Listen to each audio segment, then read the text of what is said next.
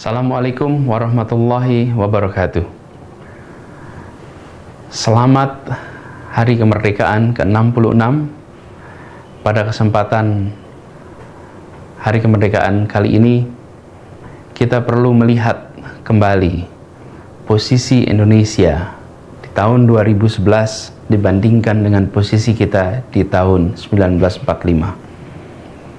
Kemerdekaan hadir bukan semata-mata untuk menggulung kolonialisme, tapi dia hadir untuk menggelar keadilan sosial bagi seluruh rakyat Indonesia. Pada saat para pendiri Republik ini merancang dan memproklamasikan kemerdekaan, sebenarnya mereka berhadapan dengan situasi yang luar biasa sulit. Kondisi ekonomi yang sangat berat, rakyat yang miskin, penduduk yang tidak terdidik, keuangan negara yang kosong, seluruh infrastruktur lemah dan habis perang. Bisa dibayangkan kompleksitas problem yang dihadapi para pemimpin Indonesia pada saat Republik ini didirikan. Tapi satu hal yang menarik, mereka bukan orang-orang yang suka mengeluh. Mereka adalah pemimpin yang mengirimkan harapan. Mereka tak kirimkan ratapan. Meskipun mereka memiliki seluruh persyaratan untuk meratapi lingkungan, problem begitu banyak. Tapi apa yang mereka lakukan? Mereka mengirimkan harapan. Pemimpin-pemimpin itu menggandakan pesan-pesan optimisme. Mereka optimis bahwa kemerdekaan adalah jembatan emas menuju masyarakat yang adil, makmur, dan sejahtera. Ini dipandang sebagai jembatan, disampaikan di tengah masyarakat yang secara ekonomi miskin kolektif. Keterdidikan sangat rendah. Melek huruf aja hanya 5%. Jadi bisa dibayangkan, sebenarnya bila kita menengok kembali ke tahun 45, seluruh pemimpin di Republik ini memiliki persyaratan untuk pesimis. Tapi mereka memilih optimis. Hari ini kita di Indonesia, 66 tahun sesudah kita merdeka, terjadi perubahan yang luar biasa. Hari ini buta huruf sudah sangat kecil. Kemana saja kita pergi, tunjukkan tulisan, orang bisa baca. Sebuah perubahan yang luar biasa. Dari 95% penduduk tidak bisa baca tulis. Secara ekonomi ada perubahan. Tetapi kita lebih cenderung untuk mencari yang gagal, membicarakan yang belum berhasil, menganalisis masalah yang membuat kita merasa negatif, merasa terpuruk. Di hotel bintang 5 yang mewah, di kampus, sampai di warung-warung kecil, begitu kata Indonesia dimunculkan, maka yang didiskusikan adalah keprihatinan, problem, masalah. Seakan-akan Republik ini tidak punya keberhasilan, tidak punya accomplishment. Ketika kita melakukan upacara kemerdekaan secara virtual, ini adalah salah satu bukti bahwa di Republik ini ada kemajuan dan anak-anak muda Republik Indonesia akan membawa kita ke situasi yang lebih baik di masa depan. Inilah bukti-bukti realnya.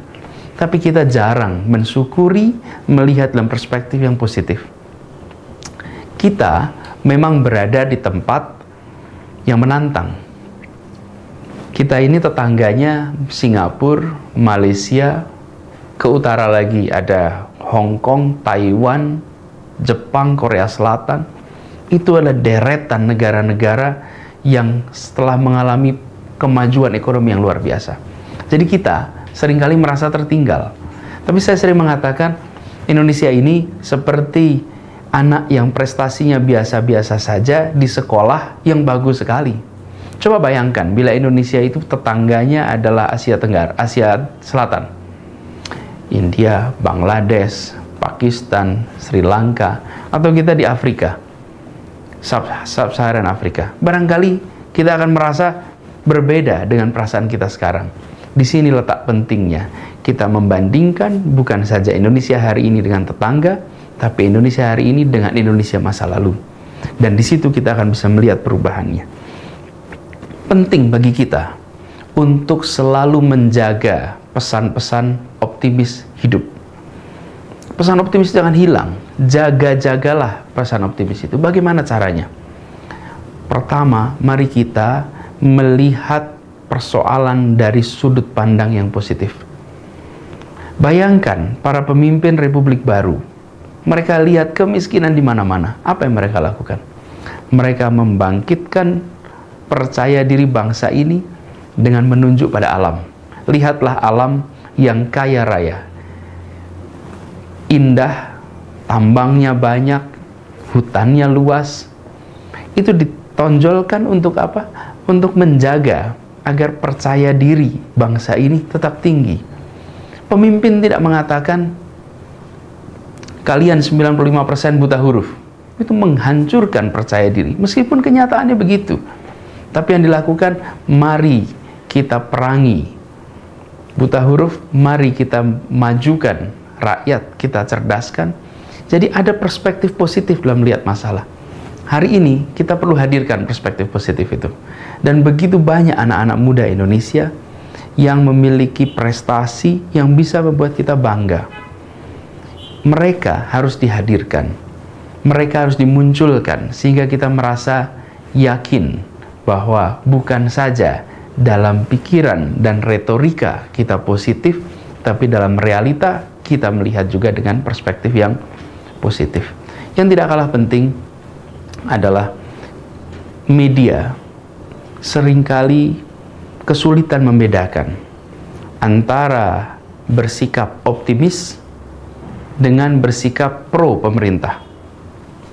Optimis dan pro pemerintah itu dua hal yang berbeda. Seseorang bisa pro pemerintah, tapi belum tentu dia optimis.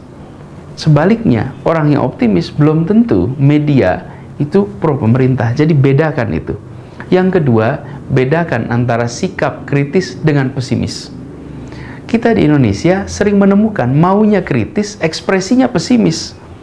Dan ini berbahaya sekali.